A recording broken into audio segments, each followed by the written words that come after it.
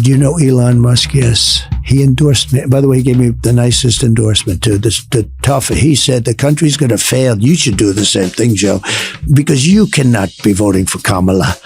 It's one thing to have the estate of former President Jimmy Carter do you like this, and it's another to have a major inauguration snub. Trump's inauguration is now just 5 days away, and details of Monday's event are coming into focus a bit. Among those attending, President Biden and First Lady Dr. Jill Biden, former Presidents Barack Obama, George W. Bush, and Bill Clinton, as well as former First Lady Laura Bush and former Secretary of State Hillary Clinton.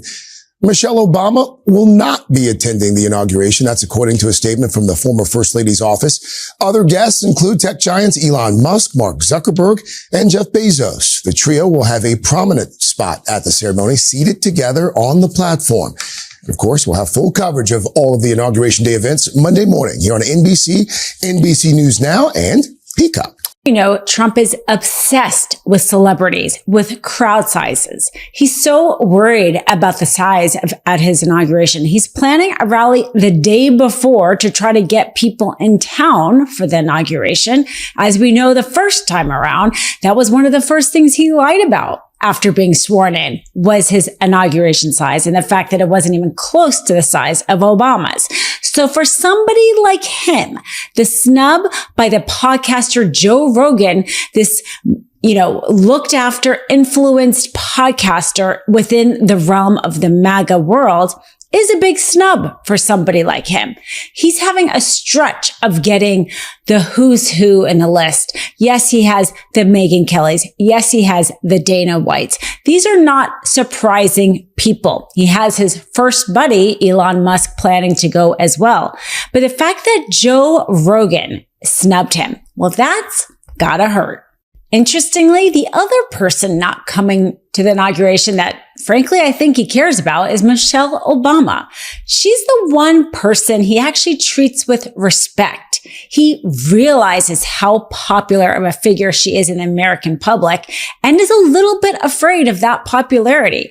So her choosing to not come to the inauguration, not to go to former President Jimmy Carter's funeral, perhaps because she was going to be seated right next to Trump, that combination, he must not like that. He doesn't like the idea of not being like the people who have clout and popularity in the American public.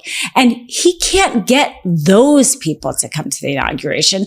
He can get people that have a little sphere of influence. But we know because of his ego. We know because of the fact that that's really what so much of this is about, is how well-liked or not well-liked he is, that it bothers him when people like Michelle Obama and Joe Rogan don't go to his inauguration. Now, unfortunately, we know what comes next. We know folks are going to do everything they can to distort her truth. My husband and I sadly know a little something about this. For years, Donald Trump did everything in his power to try to make people fear us. See, his limited, narrow view of the world made him feel threatened by the existence of two hardworking, highly educated, successful people who happen to be Black.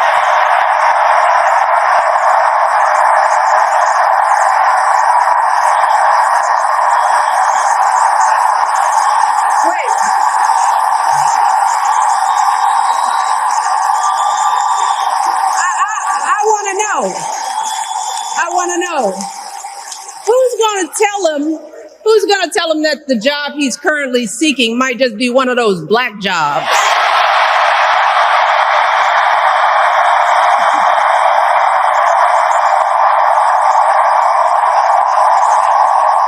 Look, it's his same old con. In addition to Joe Rogan and Michelle Obama, a lot of Americans are deciding not to attend the inauguration, not to watch it at all, because they know ratings is what he cares about, and this is their way of protesting the event. Midastouch Network has also decided not to stream the inauguration. As Ben Meiselas said in his article, Trump craves eyeballs, and they're not willing to have their network give him what he craves. The governor wants the flags that are being flown at half staff right now in honor of Jimmy Carter raised back to full staff for the swearing in of President-elect Trump next week. Our Steve Pickett has the story and reaction. In Dallas today, you can find flags at Dallas City Hall, Old City Park, at local schools, all following the national call to honor the life of a former president by flying those flags at half staff. It is a 30-day salute to Jimmy Carter, who died at the age of 100. But Texas Governor Greg Abbott has issued a state order. All flags on state buildings will return to full staff status 1 week from today, and for one reason: the inauguration of Donald Trump. The governor saying the order unites the nation and ushers in a new leadership era. But feedback found on the governor's social media account today indicates a flurried mix of opposition and support of his action. I think that Governor Abbott certainly anticipated that there would be a variety of opinions on what he's done here. SMU political science professor Cal Jilson reminds us there is a federal requirement to fly the flag at full staff on Inauguration Day. If a major event intervenes, say the 4th of July, freeing of prisoners in the Nixon years, or the inauguration of a new president on January 20th in the person of Donald Trump, that's understandable. Part of the governor's statement about all of this includes, quote, "While we honor the service of a former president, we must also celebrate the service of an incoming president and the bright future ahead for the U.S." But will Texas return to honoring President Carter the day after that inauguration?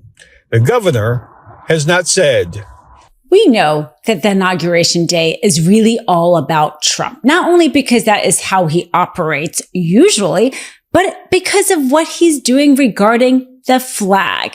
As we know, President Biden had said the flag was supposed to fly at half-mast for 30 days in order to honor the passing of former President Jimmy Carter. This is standard and has happened with every former president for years and years and years. And Trump didn't like it. And he went to Truth Social and he said how upset he was that Americans were happy about this, or some Americans were happy about it, that some Americans were happy that the grieving of former President Jimmy Carter was aligned with the grieving of Trump going into office. And this so offended him that his MAGA officials, who are all racing to try to please him and are trying to, please the king in order for them to be appointed his successor or for him not to bully or harass them.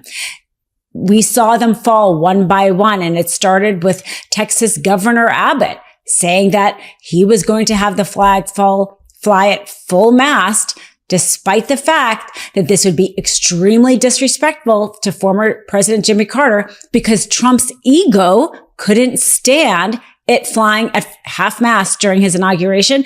We saw Florida Governor Ron DeSantis do the same thing. And then finally, House Speaker Mike Johnson deciding that the flag was going to be flown at full mast solely because of the ego of one man, not because of any rules, not because of any traditions, not because of any respect around the office of the president, which former President Jimmy Carter held. Now, this is why Americans are deciding to sit out watching his inauguration, because this is not about the office of the president. We have seen him time and time again, whether or not it was inciting an insurrection, 2021, or little things like not being willing to honor a passing of a former president. He's making this inauguration about him, and we aren't willing to sit here and watch him and the egos and the lies. And at least there are other political comeback without precedent in American history. 4 years ago, he was voted out of the White House during an economic collapse caused by a deadly COVID-19 pandemic, Trump denied his defeat and tried to cling the power. He directed his supporters to march on the Capitol while lawmakers were certifying the election results, sparking a riot that interrupted the country traditions of peaceful transfer of power.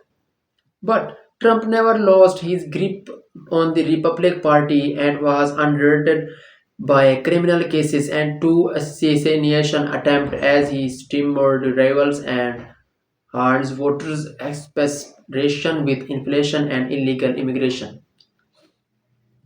Now, Trump will be the first person convicted of a